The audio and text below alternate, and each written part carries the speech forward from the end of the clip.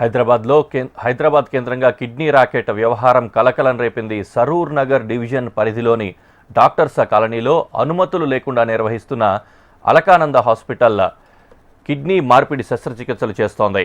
ఈ విషయంలో బయటకు చూడడంతో వైద్య ఆరోగ్య శాఖ అధికారులు ఆసుపత్రికి చేరుకొని పోలీసుల సహకారంతో తనిఖీలు చేపట్టారు. ఎల్బీ నగర్ ఏసీపీ కృష్ణయ్య, రంగారెడ్డి జిల్లా DM and HO Venkateswarlu, deputy DM and HO Geetha వైద్య సిబ్బంది హాస్పిటల్ను సందర్శించారు. అమాయకులకు డబ్బులు ఆశ చూపి ఇతర ప్రాంతాల నుంచి డాక్టర్లను తీసుకొచ్చి కిడ్నీ మార్పిడి శస్త్రచికిత్సల ద్వారా డబ్బులు దండుకుంటున్నట్లు గుర్తించారు. కిడ్నీ రాకెట్ బట్టబయలు కావడంతో హాస్పిటల్ వైద్యులు ట్రీట్మెంట్ మధ్యలో నుంచినే వదిలేసి వెళ్ళిపోయారు. పేషెంట్స్ను వైద్య ఆరోగ్య శాఖ సిబ్బంది గాంధీ హాస్పిటల్కు తరలించారు.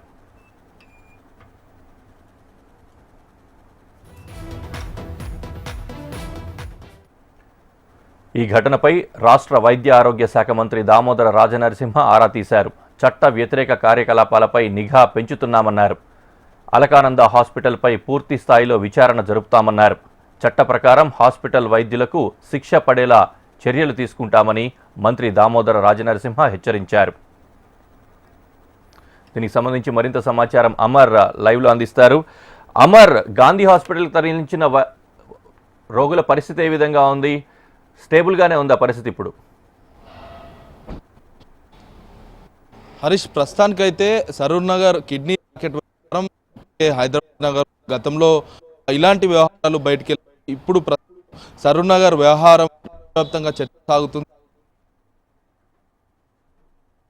నిర్వహించడం కిడ్నీ ట్రాన్స్ప్లాంటేషన్ చేస్తున్నది డిఎంహెచ్ఓ వెంకటేశ్వర్లు గుర్తించారు. ఈ నేపథ్యంలోనే నిన్న సాయంత్రం సమయాన ఒకసారి సరూర్లోని అలకానందలో తనిఖీలు నిర్వహించిన క్రమంలో 17 కూడా కిడ్నీ ట్రాన్స్ప్లాంటేషన్ చేసి అయితే ఇద్దరు కిడ్నీలను కర్ణాటక చెందిన ఇద్దరికి మార్పిడి చేసినట్లుగా గుర్తించారు. ఈ నేపథ్యంలో ప్రస్తుతం కిడ్నీ ట్రాన్స్ప్లాంటేషన్ చేయడంలో మొత్తం ఏదైతే కిడ్నీ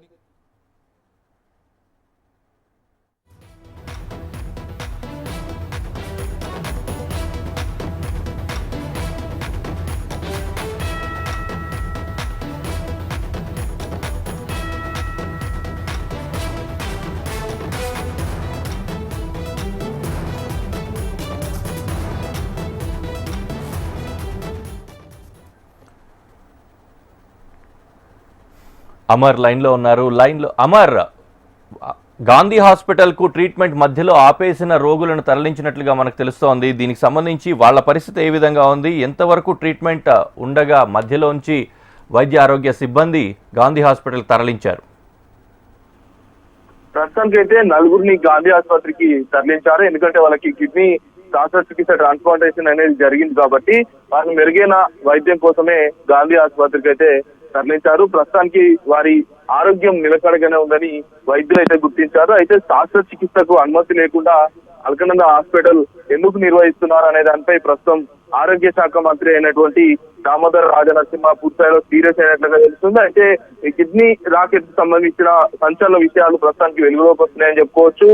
సరూర్ నగర్ పోలీసులు కేసు నమోదు చేసుకుని ప్రస్తుతం దర్యాప్తు చేస్తా ఉన్నారు. కిడ్నీ మార్పిడి ఆపరేషన్ ఎలా జరిగింది అనే కోణంలో ప్రస్తుతం హైదరాబాద్ సంబంధించిన యూరాలజీ వైద్యులతో ఒకవైపు సంప్రదింపులు చేస్తున్నాయి. మరోవైపు పవన్ అనే డాక్టర్ ఆపరేషన్ చేసినట్టుగా పోలీసులు గుర్తించారు. పవన్ ఇప్పటికే తమిళనాడు చెందిన వైద్యుడిగా గుర్తించారు. అతడు కొన్ని రోజుల నుంచి ఈ అలకానంద హాస్పిటల్ వేదికగా ప్రదీప్ అనే వ్యక్తి మధ్యవర్తిగా ఉంటూ ఈ కిడ్నీ ట్రాన్స్ప్లాంటేషన్ చాలా మందికి కూడా చేసినట్టుగా గుర్తించిన నేపథ్యంలో అసలు ప్రదీప్, ప్రవీణ్ ఇద్దరు కూడా పరారీలో ఉన్నారు కాబట్టి ఇద్దరు పవన్ ప్రదీప్ కోసం ఒకవైపు పోలీసులు గంపు చర్యలు ముమ్మరం చేశారని చెప్పుకోవచ్చు. కిడ్నీ డోనర్స్ సంబంధించి రాజశేఖర్ తో పాటు భట్టు ప్రభగా ఇద్దరు కూడా డోనర్స్ గా పోలీసు అయితే గుర్తించిన నేపథ్యంలో నహ్రీన్ బాన్ తో పాటు ఫిర్జోద్ ఇద్దరు మహిళలకు కిడ్నీ అమర్చినట్టుగా వైద్యులు కూడా నిర్ధారించినట్టుగా తెలుస్తుంది. ప్రస్తుతానికి హాస్పిటల్ ఎండి అనేటువంటి చారిని కూడా అదుపులోకి తీసుకున్నారు. అతనితో పాటు అతని వైద్య బృందాన్ని కూడా పోలీసులు అయితే అదుపులోకి తీసుకున్న వైపు